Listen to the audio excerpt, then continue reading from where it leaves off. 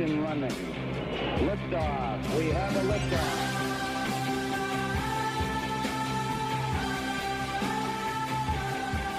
This right now, it just happened in the last 2 minutes. I wasn't even going to talk about this because it wasn't on my radar, but it literally just happened. They're not even talking about it on the news. This is the biggest news of the day. If not for the next several years, I'll tell you why, because it sounds rather innocuous up front. But Governor Jerry Brown of California just signed legislation moving the 2020 California primary to March 3rd. Why is that the biggest news of the day? Because this is an attempt by Democrats to get a Republican to beat Donald Trump.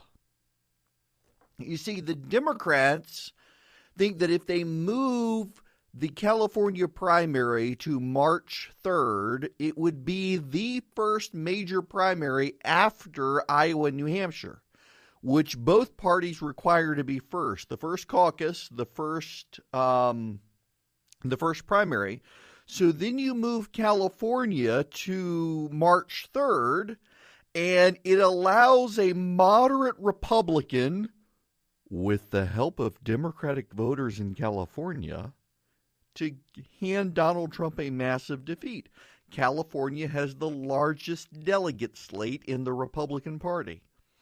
So that would then, even if Trump were to win Iowa and New Hampshire, it would put him at a deficit in the delegate count after California, allowing a John Kasich to run as a Republican and throw Donald Trump off his game, not so that John Kasich can become president, but so we can have a Pat Buchanan-style 1992 situation where Trump is hemorrhaging money in the primaries, looking weak, and by the time he comes out of the primaries, he's limping in facing a united Democratic front, much like the Democrats did with Bill Clinton.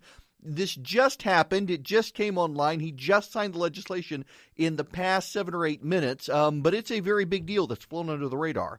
Republicans, it's going to be an interesting Republican primary come 2020 if anyone jumps in and runs against the president. Now, that's your big headline that's not otherwise going to get reported. You probably wouldn't hear about it other than from me. I want to go straight into the tax plan by the Republicans. I'll get to Roy Moore here in just a minute. Bear with me, though, because this is big. Republicans are trying to rally, and their big talking point they want everyone to know is that this is not a tax cut for the rich. The reason they're bringing that up first is because this is the Democratic talking point going all the way back to Ronald Reagan in 1981, that all the Republicans do is cut taxes for the rich. This isn't actually, they're leaving alone individuals by and large. Instead, they're focusing on corporations. They want to lower the corporate tax rate so that Apple repatriates some of its $1 billion. They're not going to lower the LLC rate and small business rate as much, and there's a reason for that. It is a somewhat nuanced reason. I'm not sure I agree with them. I want to explain to you, having now talked to one of the people who is drafting the plan, I want to explain to you why they're lowering the corporate tax rate lower than the LLC rate. Okay, so let me explain this one to you. And I don't want to get bogged down in the weeds here, but you need to understand that the LLC, the limited liability company or the limited liability company, and the corporation, they are organizational entities for businesses. The primary purpose of a corporation is a liability shield for an individual who's in business, so that if you go into business and you're making trampolines, if you incorporate your business and you ship a trampoline that breaks and injures someone, you personally can't get sued because the organization is given an individuality, and so only the corporation that made the trampoline can be sued. So people form these corporations. The problem is that corporate law over time has taken on a life of its own, and it's also developed its own tax structure. And in that corporate tax structure, what happens is when a corporation makes a profit, that profit by the corporation is taxed because the corporation is a separate individual for purposes of law. And then whatever's left over after that tax, you want to withdraw it for yourself. Well, when you withdraw it for yourself in the form of a dividend or in the form of a salary payment, what happens? You get taxed a second time. That money gets taxed twice. The corporation gets taxed and then you get taxed. So in the 1900s, they came up with the idea of the LLC, the limited liability company. And what they would do with the limited liability company is that they would give an individual the corporate liability shield and say, we're going to treat this as a corporation in terms of being sued and suing, but we're not going to allow the company to hold money and get taxed as a corporation. We're just going to flow all of it through to the individual's tax income. So all of the net profit is taxed at the individual rate. Now, the downside here is that you can't hold money and build it up inside an LLC. It all comes to you. You may keep it in a separate bank account. You may account for it separately. But for tax purposes, it's all treated as yours. And so when you get the tax bill and say, oh, well, you made X amount of money, you're allowed to then take that money out of the checking account and pay the tax bill without getting taxed a separate time. But a corporation can build up massive piles of cash in a corporate checking account without an individual having to worry about his tax liability, the owner worrying about his tax liability. If an LLC does that, the owner's got to worry about his tax liability. So it's an LLC, by and large, is used for small companies, not large companies. They flow through taxation to the individual. The reforms by the Republicans are going to tax corporations at a lower rate than a business that chooses to go as an LLC. Now, their argument for this, their reason for this, is because they say the corporation, when it then sends money to the individual, the money's going to get taxed that second time. So they are keeping the LLC rate higher to offset and basically average out the double taxation that occurs through the corporation. Essentially, they're saying that if the money from a corporation is going to be taxed at this rate, and then it's going to be taxed at this rate, and together, that averages out to what we're going to tax the LLC as. Because remember, the purpose of the LLC is not taxation so much as it is liability. At least that's their thinking. You can disagree with it. That's fine. I'm just trying to explain to you what they're doing. One of the other things that they want to do is they want to raise the standard deduction significantly so that more people take that and try instead of trying to use the itemized deductions. And they're no longer going to allow you to deduct state and local taxes. This sounds like a bad idea, but the reason for it is because since you can deduct state and local taxes, states and localities don't have any reason to be fiscally responsible because you're going to offset any taxes you pay to them to the federal government. So you never have to worry about your state having out of control taxation.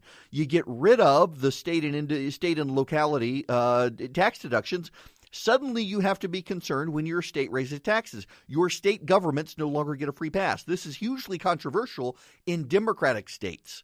And the reason it's controversial in Democratic states is because whether you're in Illinois or well, I shouldn't say Illinois. Illinois actually taxes its citizens less than Georgia. But so whether you're in Georgia or New York, you suddenly have to worry about your individual income tax rate. It suddenly becomes controversial at the state level, so the state level governors don't like it. My initial reaction to this plan is that this is a good step in the right direction. It doesn't give me everything I want. I think there could be some more pro-family policies in there other than a larger child tax credit.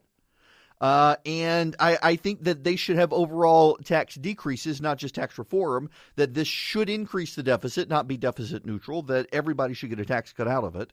But I cannot argue with the fact that this does simplify the American tax system greatly, and that's something that hasn't happened since 1986. And I don't mind that they're prioritizing the tax reform package to focus on businesses, because if you simplify the tax code for businesses, it saves them money, which they can pull back into this country to create American jobs. And right now, I would tell you my gut reaction to this tax plan is that this will be a job creator-friendly tax plan, and that's something we need after 8 years of Obama.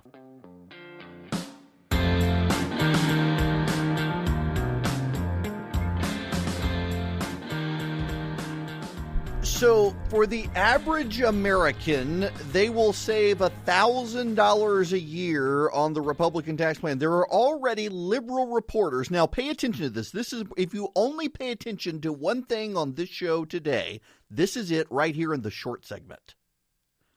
The liberal reporters who are knocking this plan say it will only save people $1,000 a month. Roughly or $1,000 a year, roughly $100 a month. So about $1,200 a year, actually. They can't do math. You'll save about $100 a month. And yet these are the same liberals who believe that you women out there can't afford your own birth control. So maybe this is the Republican way of letting you buy it yourself. Hell, you can buy a couple packs a month with that much, or $100. I mean, seriously. I know some poor people in Atlanta who would love your $100 a month if you think it's no big deal. It's nothing. One reporter who used to write for Roll Call, now writes for the liberal site Mike, tweeted, saving $1,000 a year on taxes is nothing, less than $100 a month. Okay. I know a poor person who could really use that. And this is the mindset, again, of the liberal reporters who are covering this, that this isn't really a tax. Nobody, I mean, 80 some odd dollars, we blow that on a foodie joint that opens in Hipsterville when we unbutton our skinny jeans so we can stuff in that last bite. They don't care about the homeless man under the bridge. They don't care about any of this. You know, David Perdue, by the way, you should know, has come out blasting the Republican leaders. Blasting them. I mean, both barrels blazing from David Perdue over their failure to repeal Obamacare, raising questions about whether they can even get tax reform done. And, well, this all comes on the kale chips. Yeah, they want kale chips. And maybe they can afford that with $100 a month. What about Roy Moore? We'll talk about him when we come back.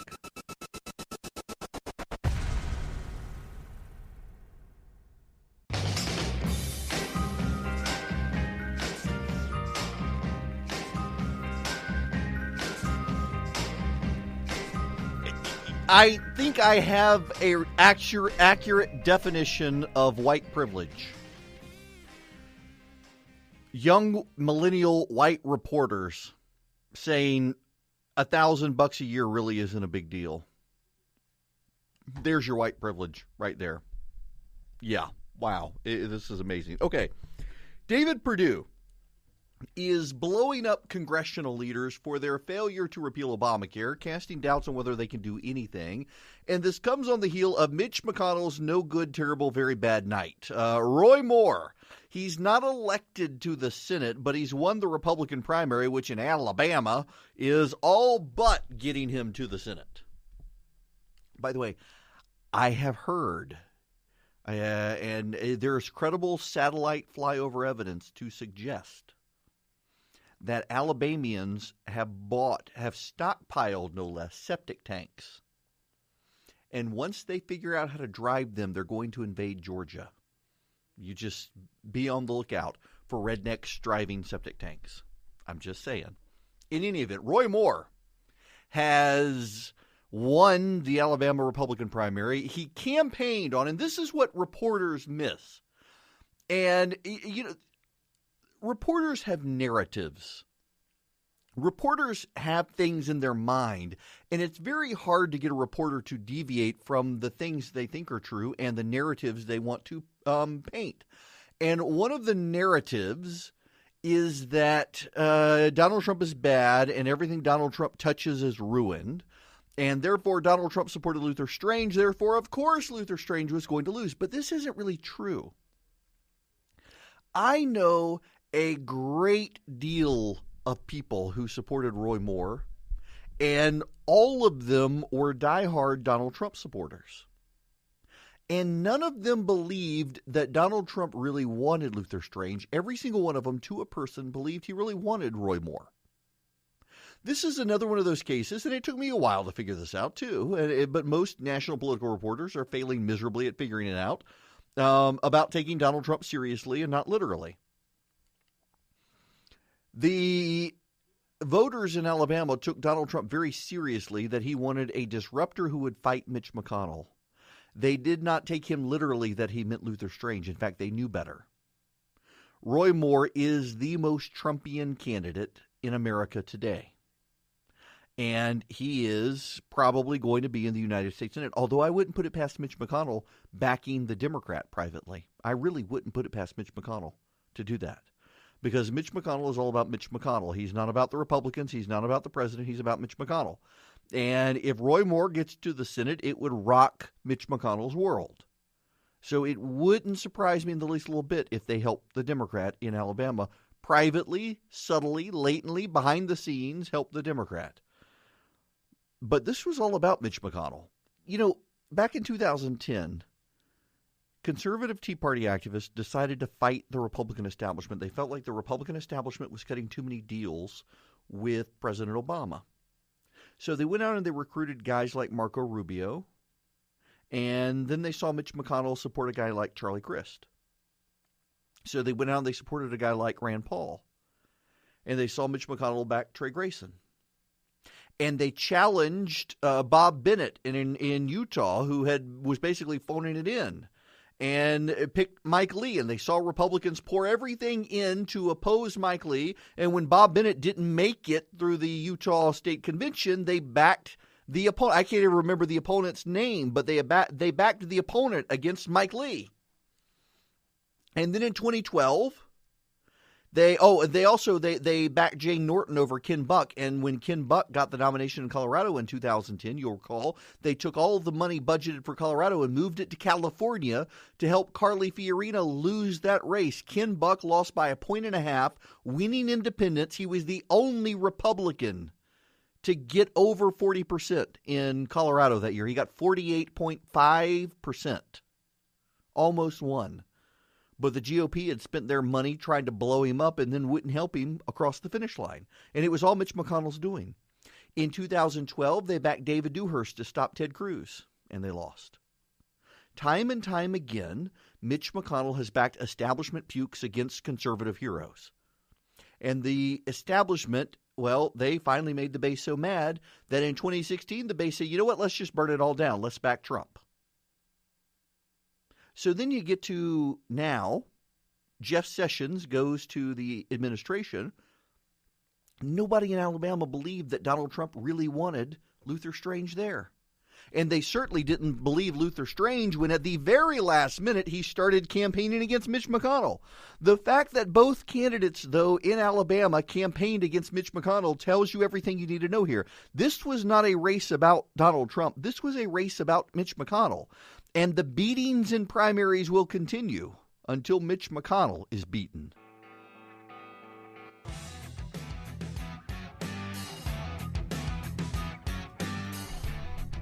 You know, there's an interesting corollary to Roy Moore winning in Alabama, and that's Bob Corker not running again in Tennessee because he knows he would get a primary challenge from the right and he would lose it. Peyton Manning has come out this afternoon and said essentially there is no way on God's good earth he would ever want to be in the United States Senate, and he is not running for the Senate in Tennessee. He would win. Peyton Manning could run as an independent and win in Tennessee. He could run as a Democrat and win. He could run as a Republican and win, but he's not going to run. He wants nothing to do with it. And can you blame him? By the way, on the personal front, for a moment, let me just say, I don't know what you guys have done, but it's all your fault. The Amazon and Barnes & Noble have dramatically upped their orders for books. They've had to go back to press and print more of them, and I blame all of you. Thank you very much. Not really blame, but credit. If you want to pre-order, I mean, I got a king, a couple presidents, some vice presidents, senators and congressmen and actors who've won Academy Awards are getting this book. You can get it too by texting WAKE, W-A-K-E, to 444-999. Also, I did a podcast last night for the podcast subscribers on the theology of suffering, which is the second chapter of my book. It's basically reading it. That's not the name of the chapter. That's what I wanted to name the chapter, but they're like, are you kidding? No one will buy your book if you have a chapter called the theology of suffering. But that's essentially what it's called. They changed it to the very innocuous Summer in the South. That's the actual title of the chapter. But it's all about why you're miserable. or at least why I was miserable when I wrote it. But if you text SHOW, SHOW, to 444-999, you can get that podcast and learn all about the theology of suffering. Why are you suffering, and what good is suffering, and all of that. Yes, it's all there. Yes, believe it or not, that is the very second chapter of my book. I'm telling you, it's not a political book. It's being filed under spirituality by the book publisher. So you can get it by texting SHOW to 444-999, the podcast. You can order the book. Everything through that way. When we come back, the Russian advertising. I have a source who is in the meeting with Barack Obama and Mark Zuckerberg, who told me today who the leaker was of that story to the Washington Post that has now been retracted. And I will explain to you why it was retracted and who this source of mine says leaked the story. It will all suddenly make sense to you.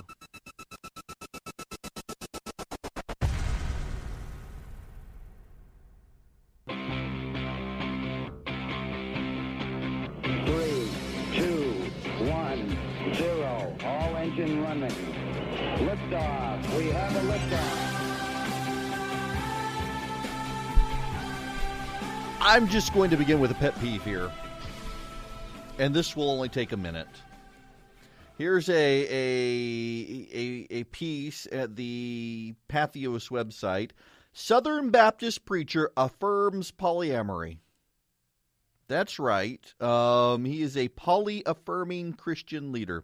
Y'all, if you are polyamory supporting, you're neither Christian nor a leader. And my pet peeve today is that if you show up at the media and you say you believe in Muhammad and Buddha and Jesus Christ never existed and you're a Christian, they'll say, oh, Christian pastor who rejects Jesus. Of course, they're going to call you, if you want to be called a Christian, you get to be called a Christian unless you actually are one. That's my pet peeve. Now, we will move on. And don't give me the judging stuff. You know, the Bible says you're supposed to judge. If someone says they're a Christian and they're not, you're supposed to judge. Look it up, 1 Corinthians. Now, we'll move on to other stuff, including the Russians. So, I have a source. And this source knows who the leaker is. You know, the Washington Post story about Barack Obama and Mark Zuckerberg. If you follow the Washington Post's retraction, you'll figure out who the source is as well. So it's Barack Obama, Mark Zuckerberg, Susan Rice, and two other people. And according to the Washington Post, Barack Obama confronted Mark Zuckerberg about Russia and Russia supporting fake news. Fox News and Axios pointed out that that's not true. And the Washington Post had to retract the story. You see, Barack Obama never talked to Mark Zuckerberg about Russia. He talked to Mark Zuckerberg about fake news, but he didn't talk to Mark Zuckerberg about Russia. Russia wasn't a part of the conversation. Why would the Washington Post run a story that the president was lecturing Zuckerberg about Russia when he wasn't? Well, because if you're Susan Rice and you're the national security advisor and you've been asleep since 2012 when you were mocking Mitt Romney for calling Russia a security threat to the United States, well, of course you would want to make it look like you were doing your job when you weren't. Because you see, Susan Rice didn't take the Russian threat seriously. She never advised President Obama to take it seriously. And so we've had a series of reports come out in the Washington Post and elsewhere that Susan Rice and Barack Obama, they were treating Russia seriously. They were talking to Mark Zuckerberg. They were telling Zuckerberg he needed to be careful about Russia. And it turns out President Obama was talking to Mark Zuckerberg. And he was talking about fake news. But he wasn't talking about Russia. And the reason he wasn't talking about Russia is because Susan Rice never mentioned it to him, never raised the issue with the President of the United States, her concerns about Russia that are now leaking out in the press. Now, I've seen a couple of reports say it was Ben Rhodes who leaked. Ben Rhodes wasn't in the meeting. And the Pajamas Media website says, well, he would have known all about it, so he could have been the leaker. I have it on good authority, very good authority, that Susan Rice is the one who leaked. Some of the details that were leaked and reported by the Washington Post aren't things someone who wasn't in the meeting would have noted, just based on positioning of the conversation and body posture and whatnot. So I think Susan Rice is leaking, and it's all CYA, all of it. I'm going to switch gears now to another story that has just cropped up on my radar. Delta Airlines is going to start letting passengers text in flight. You're not going to be able to send voice messages. You're not going to be able to send FaceTime. You're not going to be able to send pictures, but you're going to be able to text from the air on Delta. iMessage, WhatsApp, what are the others? Facebook Messenger. God help us, Facebook Messenger. There is no escape. Oh, by the way, why does Facebook divide its apps? I mean, can I not just have the Facebook app? I got to have the Messenger app. I got to have the Facebook app. I just want one app. And not only that, it is inevitably, they're the largest apps on my phone. They consume so much data updating. Why? Why does Facebook suck so bad at mobile? I don't understand it. Nonetheless, Delta is going to let you text. Boeing has won a major judgment in the American Trade Court against Delta. Delta is buying a bunch of Canadian Bombardier jets. Now, these jets only have 100 seats on, 100 to 110. These are actually very nice jets. Honestly, I think that if I were to ever get a private plane, I would have to look at these Bombardier things, because they got a lot of leg room. They're small, but they have the extra atmospheric pressure in them, so you're not going to be dehydrated and stuff flying on them. But Boeing has gotten the American Trade Court to impose a 200% tariff on Delta. If Delta wants to buy one of these planes, Delta is going to have to pay 200% more than the sale price. Why?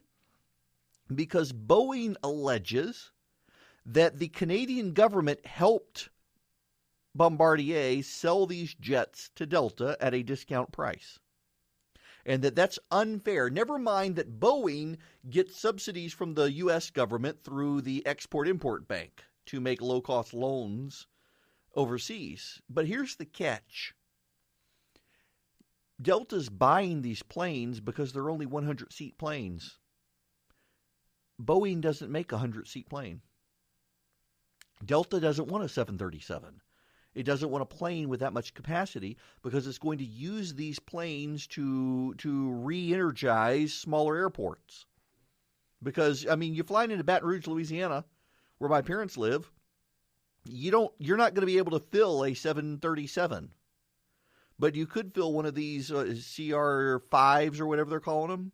And they're nice planes, by the way. In fact, Bombardier has taken the gamble, and this is the other reason Boeing doesn't want this, is these new planes from Bombardier have extra legroom. And they're not letting the airliners compress the legroom.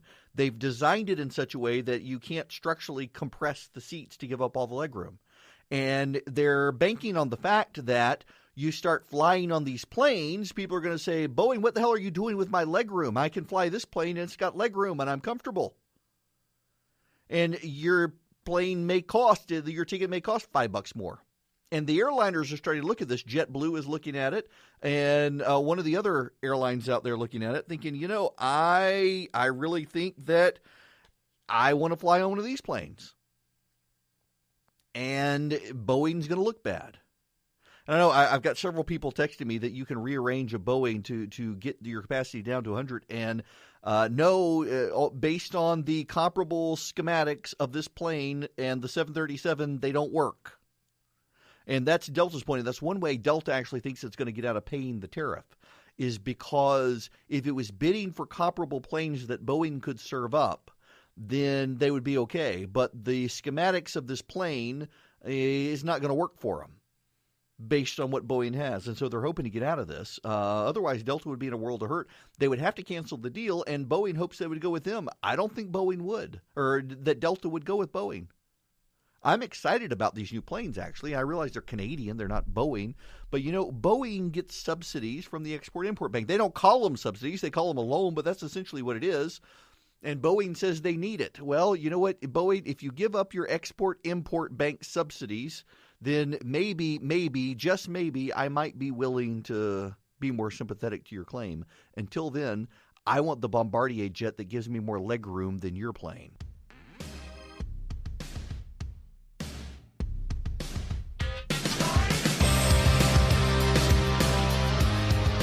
By the way, on this Delta story, trading text with my buddy Fred, so Boeing to Delta says that it's willing to offer Delta a comparable 100-seat plane, a 20-year-old Boeing 737 previous or currently owned by another airliner. That's their comparable sale.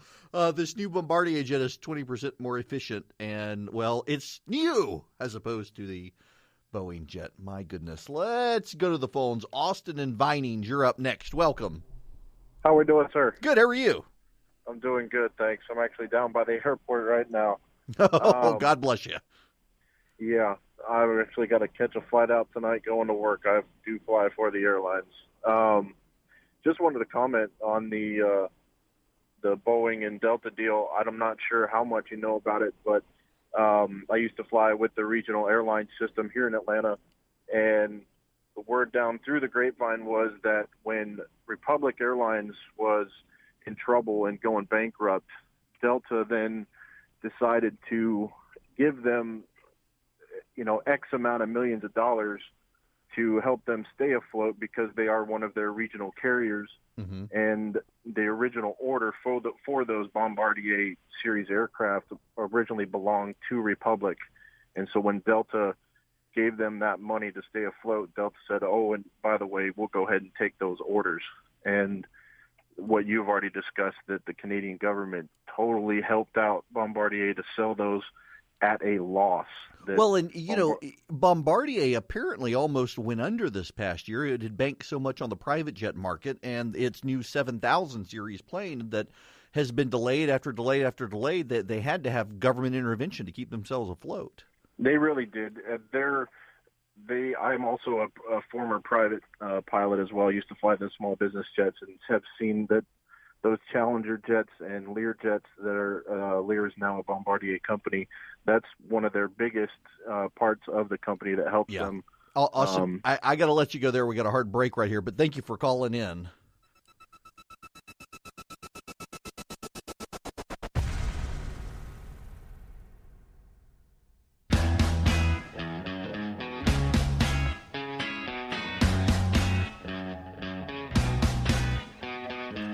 It's 39 after the hour. I am Erick Erickson. You can text the word SHOW, S-H-O-W, to 444-999, and you will start getting the daily email. You will get the link to the podcast on Google Play and on iTunes, where if you go today, you will find a podcast. I have specially recorded it for the podcast subscribers. And it is titled The Theology of Suffering, which is just such an exciting title, I realize. That was actually going to be the title of the second chapter of my book. And essentially the podcast is me reading part of that chapter on why you suffer. I'm sure you've probably wondered, what use is it, your suffering, what use is it in the world? And as I was writing, that was part of the purpose of writing that chapter, is what I was experiencing while I was writing that chapter was just miserable as a dad, dealing with a hurt, sick child and wife concurrently, and kind of forced me to sit down and write that chapter of why do people suffer and why is it bad that we want to eliminate suffering. If you're interested in that topic at all, you can text the word SHOW to 444-999 and listen. All it is reading. You'll get a sense of the whole book from there and have the opportunity to order it. So I want to switch very quickly to a story in New York Magazine by Elena Plott, a reporter, on Alabama. And the national media needing a bit of a corrective, and I don't mean the Trump versus McConnell or anything else. What she points out, and I think, if you lived in Georgia during the 6th congressional district race between Karen Handel and what's his name? What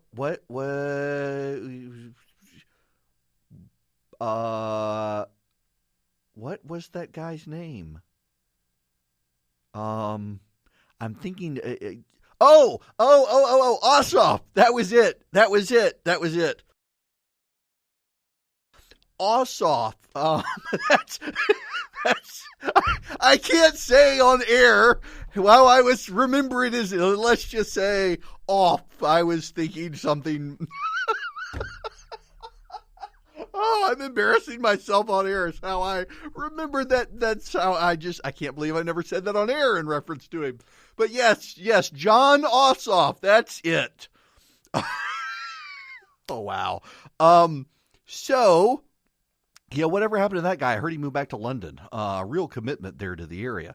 In any event, during that race, there was just tons of national media on the importance of this race and how the Democrats were competitive and the Democrats were going to win. And it wound up really not being super competitive in the end. And it wound up not being about the issues the national media said. So Elena Plott, who basically parked herself in Alabama for this race, is saying, Steve Bannon is saying this is a Breitbart win and Breitbart did this and all this. She says the reality is that Roy Moore had a galvanized base of supporters, and Luther Strange did not. And Roy Moore had it because of his years on the state Supreme Court as its Chief Justice, making a name for himself and defying the Supreme Court over getting rid of a Ten Commandments monument that he himself wanted in front of the courthouse, and that basically Luther Strange was dragged down by Robert Brentley's impeachment trial and the scandal and the bribes and all the allegations that Luther Strange himself was corrupt.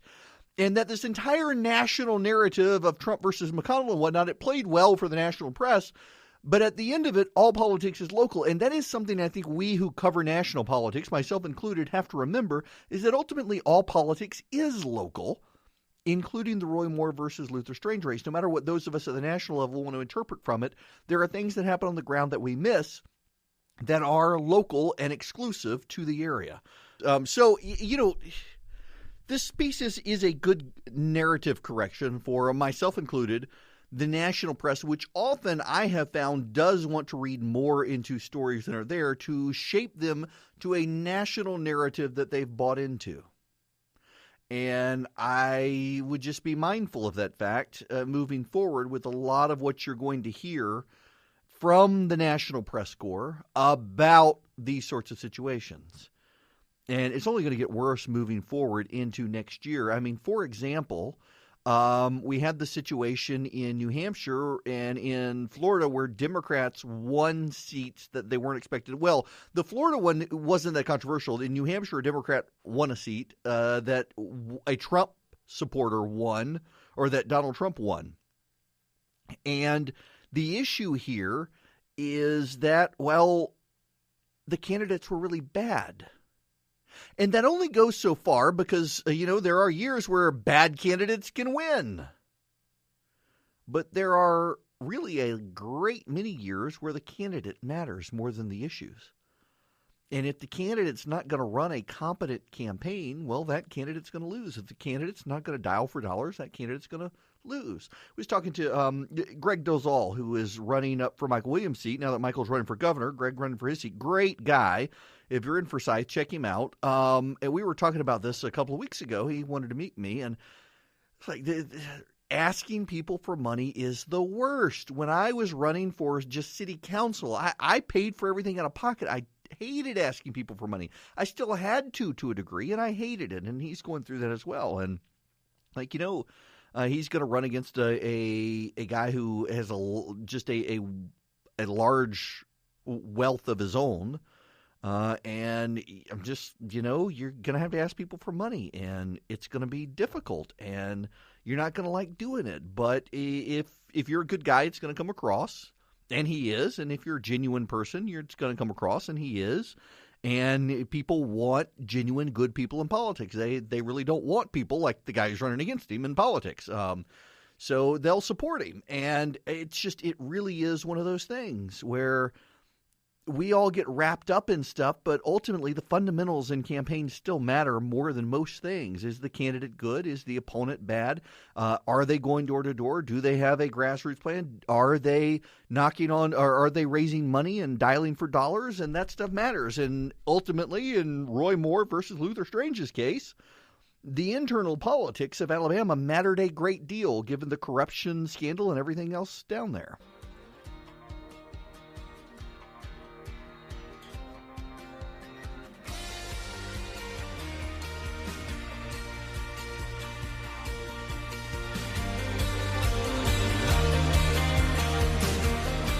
Prepare yourselves. The AJC has a story on, what was the company? Because prepare yourselves.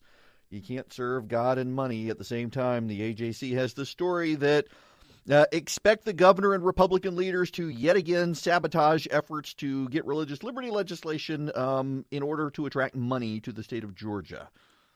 Can't serve God and money. Let's see. There was a press conference. The Accenture executive was asked an awkward question as he stood next to Governor Nathan Deal and Atlanta Mayor Kasim Reed. Would he be announcing an 800 jobs deal if Georgia had adopted a religious liberty bill a year ago? The executive, Jimmy Etheridge, danced around the issue. Of course. Now, Greg Bluestein's reporting this.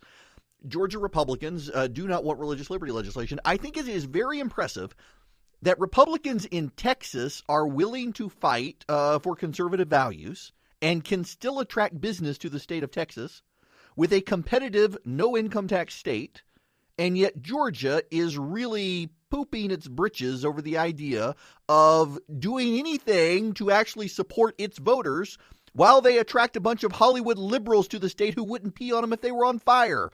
I'm sorry for the fecal comparisons here, but you know what I mean. Georgia's Republicans are scared poopless about doing anything that might offend Hollywood and Fortune 500 companies, even if it might actually help people in Georgia, and it's something people in Georgia like. They're serving money. They're not serving the voters or God, for that matter.